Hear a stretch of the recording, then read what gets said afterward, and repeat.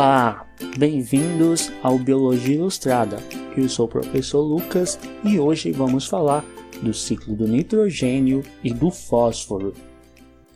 Não há nada pior do que desejar algo que está bem na sua frente e você sabe que não vai conseguir pegá-lo.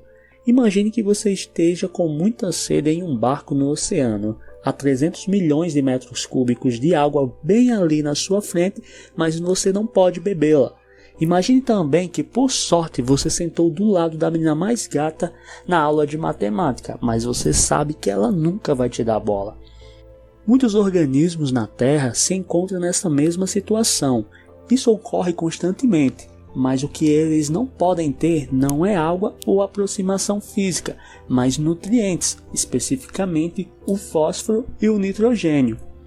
Há tonelada de elementos ao redor da Terra que permanecem no mesmo lugar ou formam por um tempo antes de se formarem em outros. Como você sabe, os seres vivos precisam de muitas coisas. Animais, por exemplo, precisam de oxigênio, carbono e hidrogênio. Esses elementos estão nos ciclos da água e do carbono, mas nós também somos cerca de 3% de nitrogênio e 1% de fósforo. Esses números podem não parecer significantes, mas mesmo que o nosso corpo tenha uma pequena parcela deles, precisamos de nitrogênio para formar os aminoácidos que fazem as proteínas, o DNA e o RNA, por exemplo.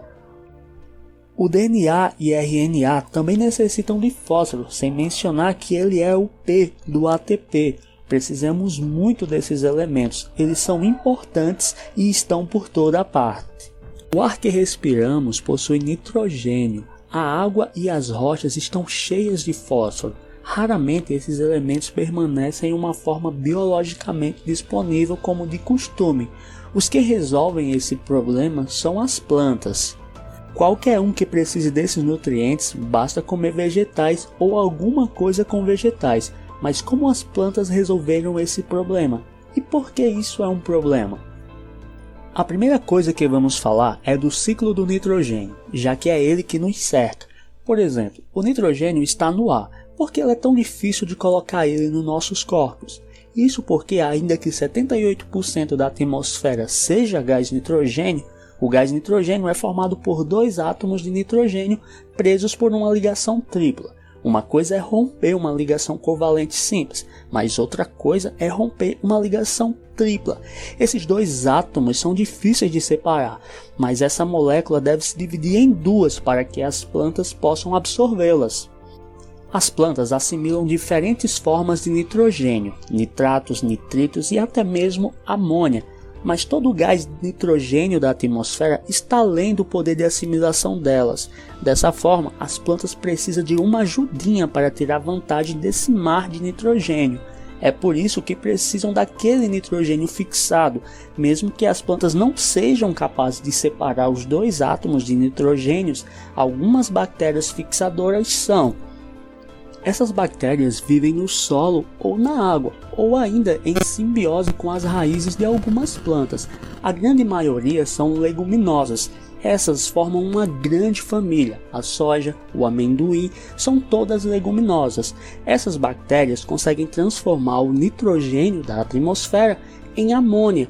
Quando misturadas com a água, podem ser utilizadas pelas plantas. Tudo isso é possível graças a uma enzima chamada nitrogenase, que é uma única enzima biologicamente capaz de quebrar uma ligação tripla. A amônia também pode ser produzida por decompositores como fungos e protistas, outros tipos de bactérias que quebram suas proteínas e DNA depois que você morre, mas também elas adoram fezes e urina. Uma vez que isso acontece, outras bactérias conhecidas como bactérias nitrificantes pegam essa amônia e convertem em nitratos, ou seja, 3 átomos de oxigênio ligados ao nitrogênio e nitrito, que são mais fáceis que o amônio para as plantas assimilarem. Então, a conclusão é de que se não fossem as bactérias, haveria menos nitrogênio biologicamente disponível por aí, e como resultado, haveria menos seres vivos no planeta.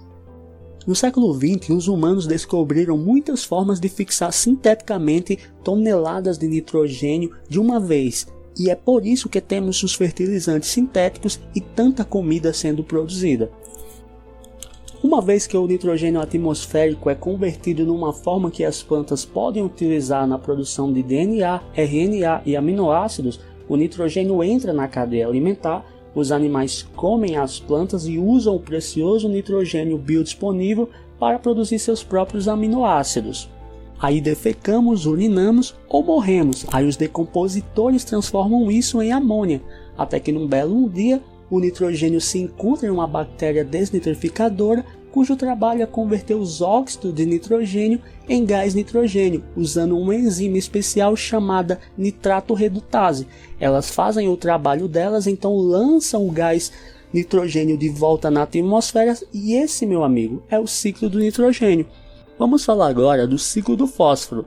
O que é interessante no fósforo é que ele é o único elemento do qual vamos falar que não constitui a atmosfera. O fósforo não tem nada a ver com o ar. No entanto, a litosfera ou a crosta terrestre é amplamente suprida com fósforo. As rochas contêm fosfatos inorgânicos, especialmente as rochas sedimentares originárias do solo de oceanos e lagos antigos, que os seres vivos morreram, formando uma pilha de corpos ricos em fósforos, que ao longo do tempo formou rochas ricas em fósforo. Infelizmente, não há muitos organismos que se alimentam de rochas, apenas umas bactérias chamadas litotróficas. Quando essas rochas ficam expostas e são corroídas pela água, alguns tipos de fosfatos são dissolvidos pela água. Esses fosfatos dissolvidos ficam imediatamente disponíveis para serem assimilados pelas plantas, que serão comidas pelos animais. A partir daqui, o mesmo vale para os decompositores no ciclo do nitrogênio. Quando uma folha cai ou alguém defeca ou morre, os decompositores entram em cena e lançam os fosfatos de volta à água. Os fosfatos ficam tanto tempo no solo quanto uma nota de 50 na calçada. Os fosfatos decompostos são imediatamente reassimilados pelas plantas e este pequeno ciclo continua e continua. Plantas, animais, decompositores, solo e mais uma vez a planta. Isso até o átomo de fósforo encontrar em seu caminho alguma criatura das águas, pois os ecossistemas aquáticos e marinhos precisam de muito fósforo. Uma vez que o átomo de fósforo vai para um lago profundo ou um oceano, o ciclo vai envolver organismos de lá, como algas, plânctons, peixes, e esse ciclo pode continuar por muito tempo. Mas não tanto tempo quanto um átomo de fósforo preso numa rocha, já que isso pode levar milhões de anos. Segundo estimativas, o único átomo de fósforo pode permanecer no ciclo biológico por 100 mil anos.